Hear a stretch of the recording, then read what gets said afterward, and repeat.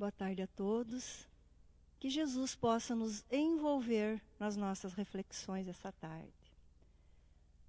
A nossa sociedade passa por um período de intensa turbulência, violência, corrupção, desrespeito ao ser humano, ao meio ambiente.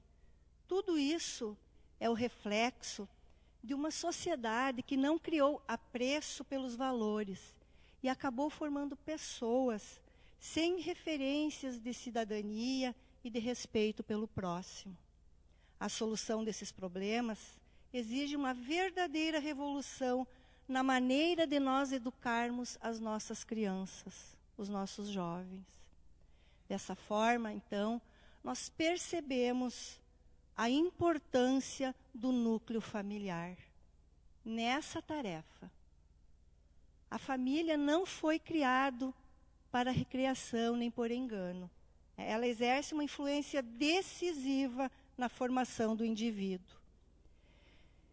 Se guardarmos conosco o propósito de colaborar na solução da nossa sociedade, dos problemas que a nossa sociedade enfrenta hoje, marcados, então, principalmente pela violência, pelo desamor, nós teremos como primeira tarefa, como primeira conduta, o trabalho para o fortalecimento da família.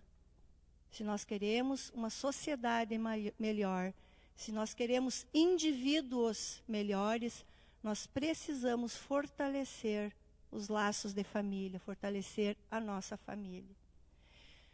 Para o Espiritismo, isso não nos traz nenhuma novidade, né? Que desde a codificação da doutrina espírita, os espíritos já trataram dessa dinâmica, dessa questão, com imensa propriedade. A importância do núcleo familiar na reforma, na melhora da nossa humanidade.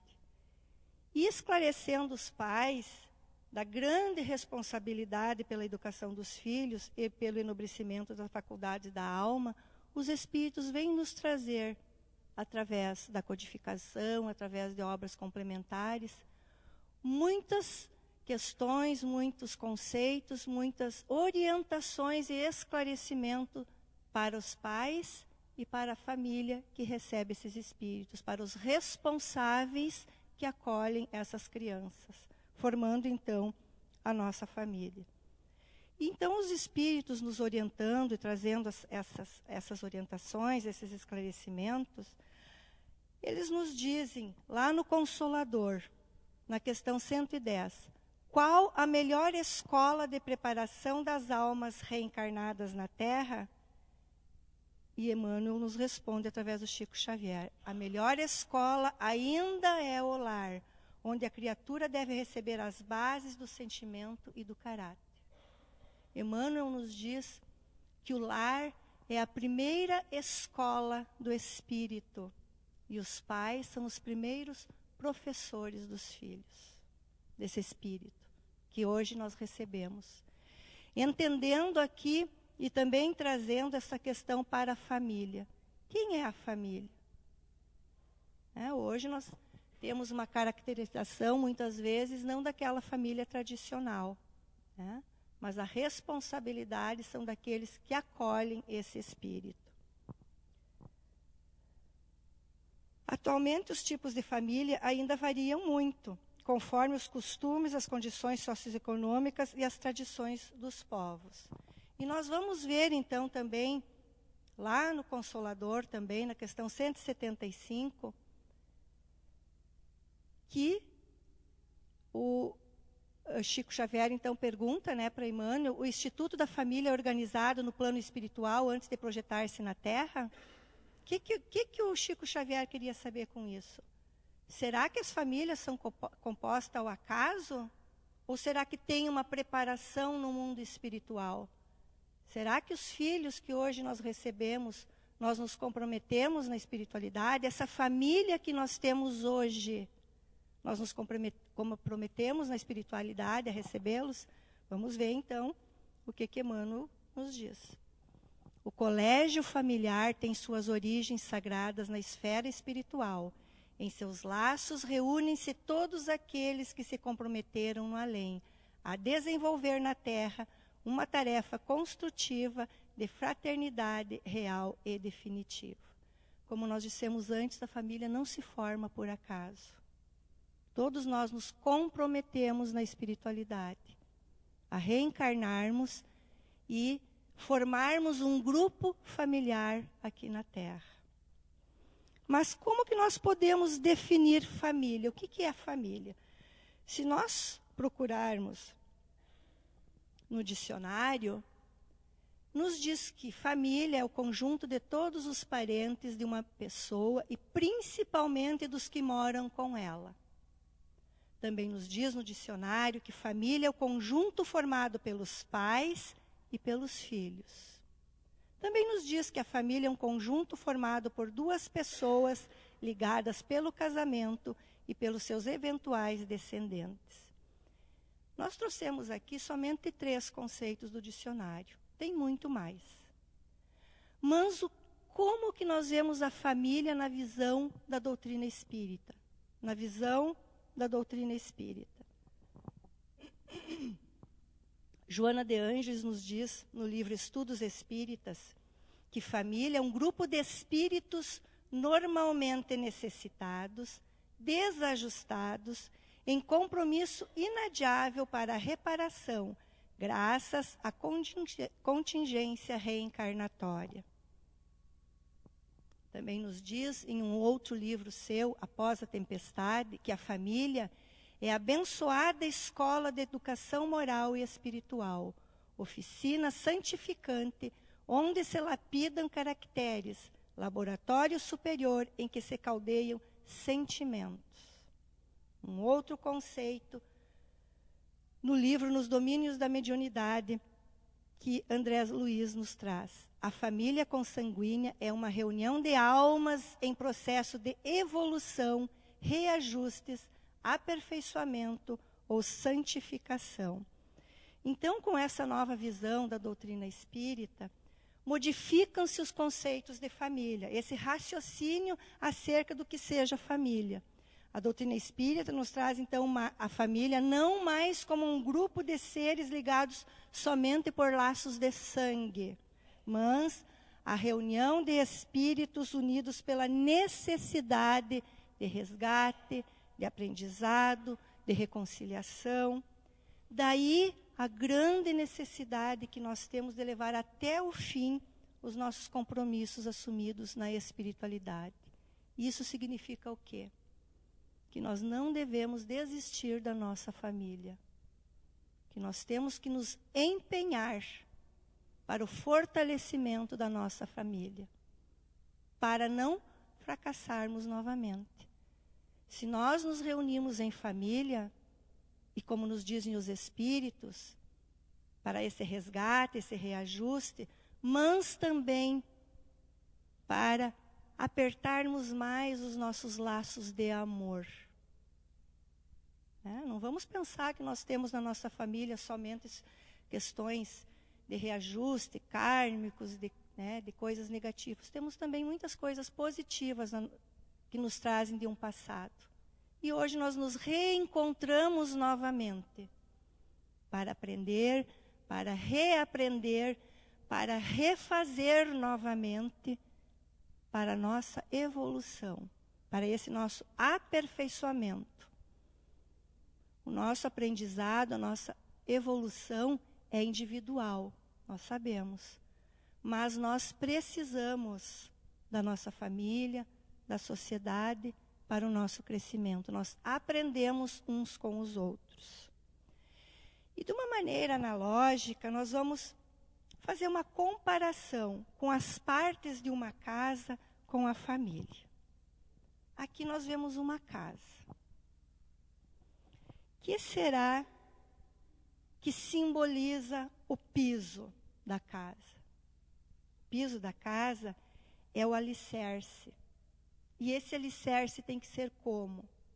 Tem que ser um alicerce com a base sólida, com a base firme, porque ela é a raiz que une a família em sentimentos de amor, em laços de amizade, de companheirismo, de cumplicidade, de solidariedade, para que os indivíduos, para que os espíritos que são abrigados dentro dessa família possam compartilhar entre si, entre os membros da família, e com outras pessoas, com outros indivíduos de outras famílias, esses relacionamentos para a formação, né, de um bom caráter ao longo das suas vidas.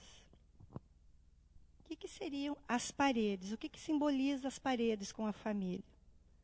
São os valores, os princípios estabelecidos pelos pais e que são ensinados, são passados para os filhos. E esses valores vão acompanhar os filhos por toda a vida. E eles são a estrutura para a formação de um bom caráter do indivíduo. O que significa a porta? A porta da casa são os pais. Os pais que autorizam a entrada dentro do lar, dentro da família, a entrada e a saída de informações. Também de pessoas que circulam dentro do nosso lar, que nós trazemos para a intimidade, para o convívio do lar. E as janelas? As janelas são os filhos. E é através das janelas que eles podem ver o mundo externo. Constantemente eles estão observando e comparam esse mundo externo, esses valores, com aquilo que eles aprendem dentro do lar, com a vida familiar. E, a partir daí, então, eles escolhem seguir o mundo, ou o mundo externo, ou esses valores ensinados em casa pela família. E o telhado? O que seria o telhado? O que está faltando aí? O telhado é a cobertura divina, ou seja, a religiosidade, os verdadeiros valores, os ensinamentos de Jesus, que os pais buscam, através do seu exemplo, transmitir aos filhos, para a proteção de suas vidas. E é nesse lar que nós recebemos esses espíritos, que nós nos reunimos em família. Família, esse laboratório divino, que nos possibilita muitos aprendizados. E no livro Desafios da Vida Familiar, traz um questionamento. Qual a importância da família para a vida do espírito reencarnado? Qual é a importância da família? Qual é o papel da família para esse espírito que reencarna? Os espíritos que vêm para a Terra com o sentido de realizar seu trabalho de renovação pessoal precisam encontrar no seio familiar as boas condições para desenvolver a contento o seu labor. E é através da família que cada filho que a nós é confiado, que cada espírito, que cada filho de Deus renasce. Se preparando, então, para novos aprendizados, para novas convivências, para conhecer e respeitar a humanidade. Então, a família é um grande patrimônio. Talvez seja o nosso maior patrimônio. Esforçar por entender aqueles com os quais convivemos é um ato de amor que devemos aplicar no nosso dia a dia. É uma construção. Nós vamos construindo, ora ensinando, ora aprendendo. Quantas vezes nós ouvimos os nossos filhos e parece que ali está invertido os papéis, né? A gente ouve as crianças falando e dizendo, meu Deus, eu como mãe ou eu como pai que devia estar falando isso. E ouvimos, né, desses filhos, aprendemos muito com eles também. Joana de Ângeles também nos diz no livro Vida em Família, que a família é, antes de tudo, um laboratório de experiências reparadoras, na qual a felicidade e a dor se alternam, programando a paz futura. E Joana de Ângeles continua nos dizendo que todos nós somos espíritos em processo de evolução e que retornamos ao palco da vida, essa vida física, para a encenação da peça em que fracassamos no passado. Que a vida em família é então a oportunidade sublime que nós não devemos, não podemos desperdiçar, não podemos nos descuidar da nossa família. Que é no lar esse ambiente de depuração. Olha que lindo que ela nos diz. Que o lar é o nosso ambiente de depuração. Que devemos pôr em prática o que nós aprendemos de bem, que nós aprendemos de bom. E é com os nossos entes que devemos concentrar nossas forças e nossa busca pela felicidade. Que é na nossa família que está a nossa grande tarefa, nosso grande objetivo. Joana de Ângeles também nos diz que todo o tempo possível deve ser aplicado na convivência familiar, através dos diálogos, dos exemplos, tornando-se o método mais eficaz de educação. A missão de ser pai e de ser mãe é muito importante. E os filhos têm nos pais, na família, nos seus familiares, naqueles com quem eles convivem, os exemplos mais presentes na sua vida. Por isso a importância dos exemplos obtidos dentro da família. Porque a palavra convence, mas o exemplo arrasta. Principalmente nessa fase da infância que a criança passa, que está mais suscetível, mais receptivo a essas novas informações. Por isso que nós precisamos ter a compreensão e a consciência, o cuidado de não ensinar só pela palavra, mas principalmente pelo exemplo, pelas vivências, pelas lições que nós passamos, por aquilo que as crianças veem e praticam dentro do lar, porque é dessa forma que eles vão compreender e assimilar melhor os bons exemplos. Nós ensinamos os nossos filhos a amar o próximo. Quem não quer passar esse ensinamento para os filhos? Mas e nós? Como nós estamos vivenciando o amor em família? Como nós vivenciamos o amor lá no nosso lar? Nós queremos que os nossos filhos não mintam. Quantas vezes nós faltamos com a verdade para com os nossos filhos? Nós exigimos deles respeito, que eles nos respeitem, que respeitem as pessoas. Mas quantas vezes no trânsito que nós estamos com ele, que nós gritamos com o motorista que passa ao lado, que muitas vezes nós levantamos a voz para aquela pessoa que nos auxilia lá no nosso lar, para com eles mesmos. Ensinamos eles a perdoar o amiguinho, a perdoar o irmãozinho. E na primeira oportunidade que nós temos, nós demonstramos através dos nossos atos o contrário, né? A falta de perdão, a falta de entendimento com o nosso próximo. Como nos achamos bonito quando os nossos filhos, quando as crianças usam as palavrinhas mágicas. Muito obrigado, com licença, por favor. E nós usamos essas palavras para com eles? Quando foi a última vez que nós perguntamos para os nossos filhos, ou para o nosso cônjuge, para o nosso esposo, para a nossa esposa, para aquele que convive conosco, como foi o teu dia hoje? Quando foi a última vez que eu olhei o caderninho do meu filho? Quando foi a última vez que eu perguntei para o meu marido, para a minha esposa, você está bem? Como você está passando? É a nossa família, o nosso patrimônio maior. Como nós estamos cuidando do nosso patrimônio, da nossa família? Desse nosso valor maior que nós temos. Quais são as nossas prioridades?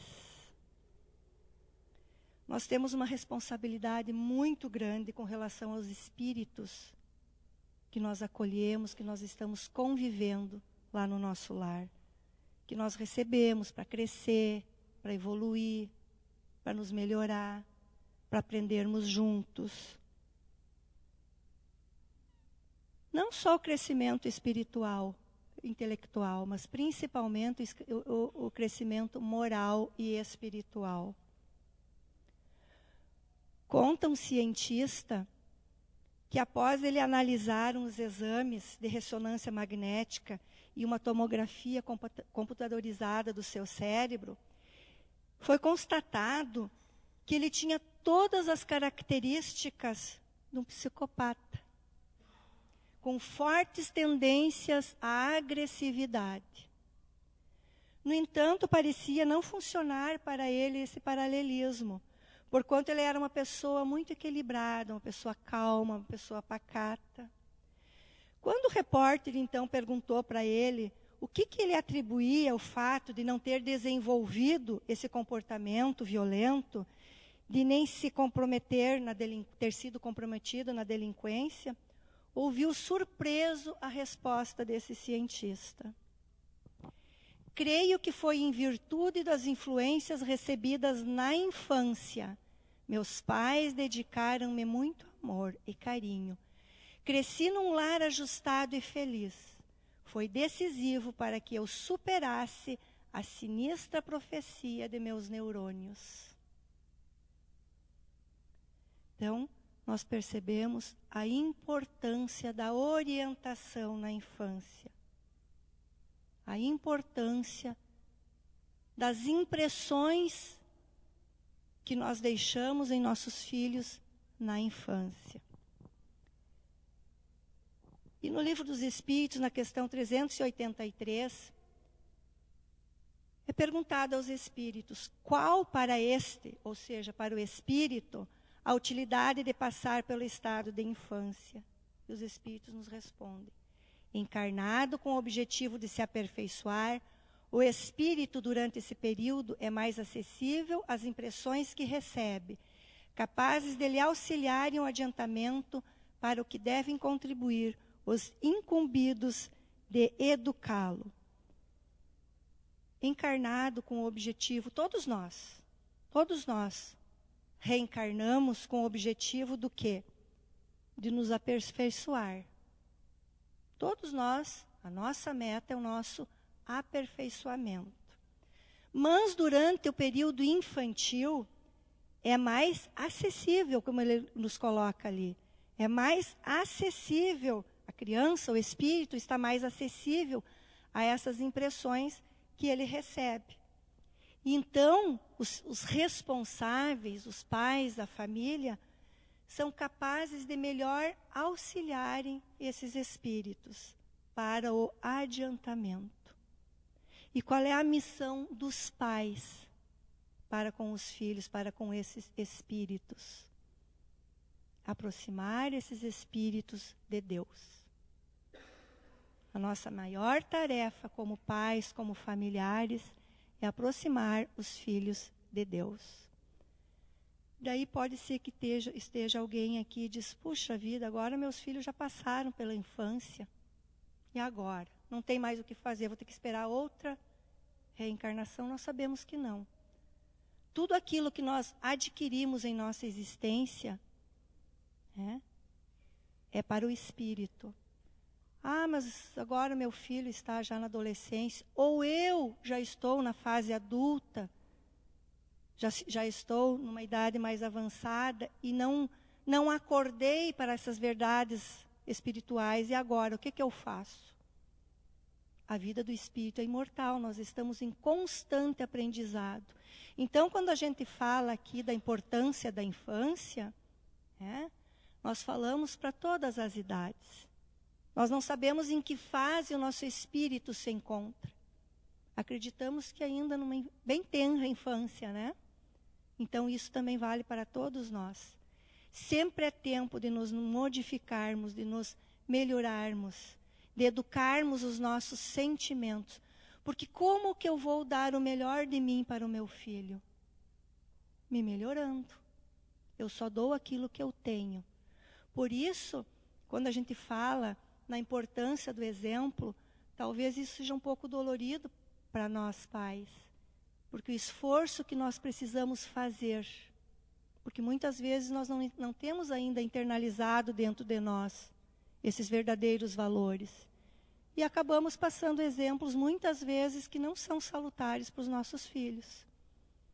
Mas o importante é não ficarmos nos culpando. Sempre é tempo de recomeçar, sempre é tempo de nos modificar. Na natureza, nada dá saltos. É tudo muito tranquilo. Sempre há tempo. E essas más imperfeições, essas inclinações de caráter, essas tendências viciosas, podem ser superadas com muito cuidado, com muito carinho dos pais, durante a infância, durante a adolescência, em todos os períodos da vida. Desde que o espírito esteja suscetível a esses aprendizados, a essas influências do meio. O cérebro, como disse ali o cientista, pode até sinalizar um comportamento egoísta e comprometedor, refletindo as tendências do espírito. No entanto, tudo será diferente ante a ação gloriosa do amor evangelizado. Nada melhor do que um amor evangelizado. O que é um amor evangelizado? Muitas vezes nós vamos ao extremo, né? Talvez muitos de nós, quem tem uma idade mais, que foi criado de uma maneira mais rígida, muitas vezes não sendo demonstrado o amor pelos pais, quando chegou a vez de ter os filhos, eu vou dar tudo para os meus filhos o que eu não tive. Cuidado. É aí que entra o amor evangelizado. Aquele amor que se for sim, sim, o amor que for não, não. Porque hoje, mais do que nunca, as crianças e os jovens precisam de limites. Esses dias, uma amiga me dizendo, que conversando com uma terapeuta, essa pessoa disse para ela, falando das frustrações que muitas vezes as filhas tinham e que doía no coração de mãe. Principalmente quem é mãe, os pais também, mas as mães, nós mães temos muito aquela tendência de querer suprir todas as necessidades dos filhos, erroneamente. As mães pensam que tem que suprir todas as necessidades, porque eles também precisam crescer e aprender. E essa pessoa disse para ela assim, que é muito melhor que os filhos sofram as decepções, os reveses dentro do lar pelas mãos amorosas dos pais, do que lá fora. Porque eles vão ouvir nãos lá fora. Vão ouvir nãos. Então, esse limite, essa orientação, por mais dolorida que seja para nós, é necessário que seja feito com amor, mas com amor evangelizado, com equilíbrio. Mas diante disso tudo, então, como que nós podemos para fortalecer a nossa família? Quem já tem a família fortalecida, mas que necessita, que quer fortalecer mais a família.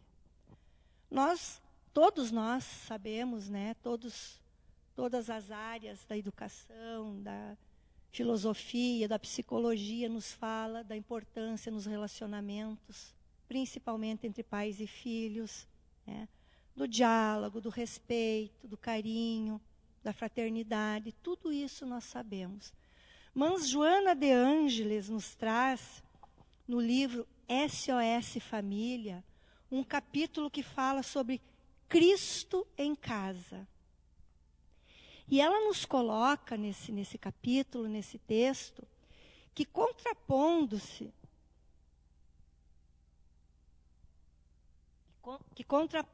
essa onda crescente de loucura, de desamor que penetra nos lares, destroçando, o Evangelho de Jesus abre larga faixa para a esperança, permitindo a visão de um futuro melhor, de um futuro promissor, onde as inquietações do coração não terão oportunidade de crescer, pois as sementes luminosas da Boa Nova, ou seja, os ensinamentos de Jesus, plantados no seio da família, desdobram-se em embriões de amor, que enriquecem os espíritos de paz, recuperando homens portadores das enfermidades espirituais de longo curso e medicando-os com as dádivas da saúde.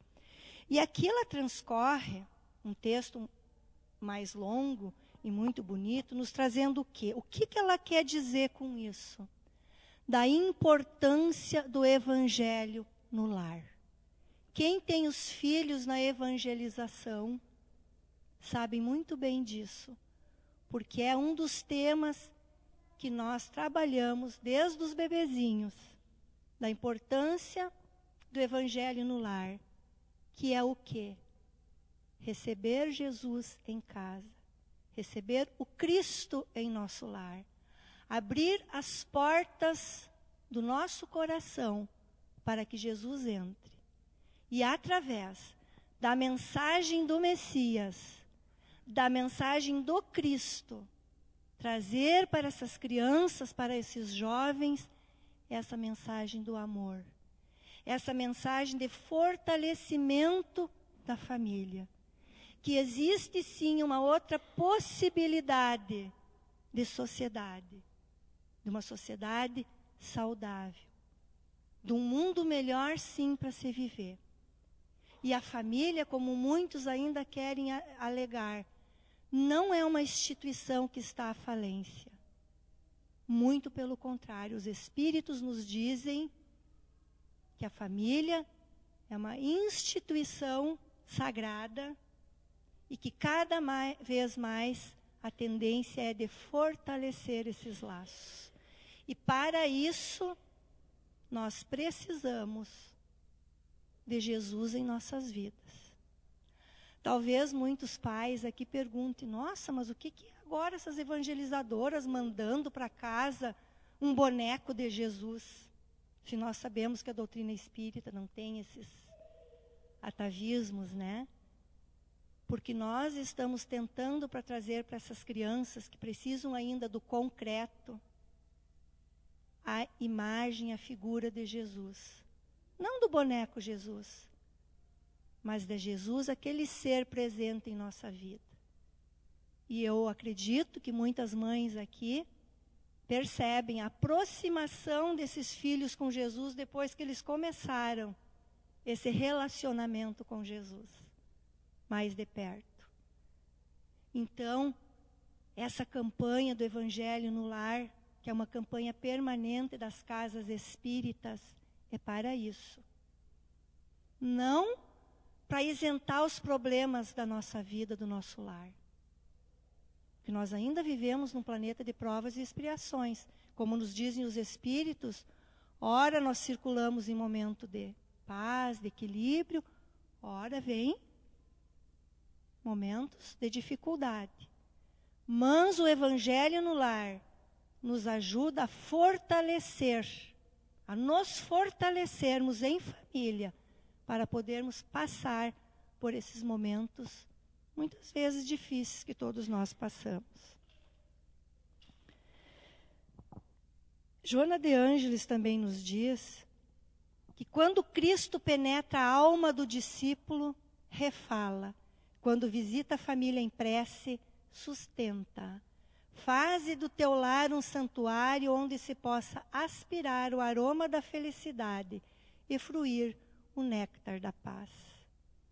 Então, a importância, né, dos momentos de oração, ensinarmos os nossos filhos a serem gratos, gratos pela família, gratos pela vida. Todos nós desejamos uma família mais equilibrada, uma família mais unida, uma família mais feliz. Mas será que nós, aqui na Terra, nesse planeta de provas e expiações, temos a possibilidade de ter uma família feliz? Será que nós temos a possibilidade de termos uma família feliz? Um texto da redação do Momento Espírita, que tem por título Famílias Felizes, nos diz assim: elas existem. Famílias felizes existem e não são exceção. Ao contrário, mais e mais se proliferam na Terra. São famílias de pessoas felizes que fazem a outros felizes.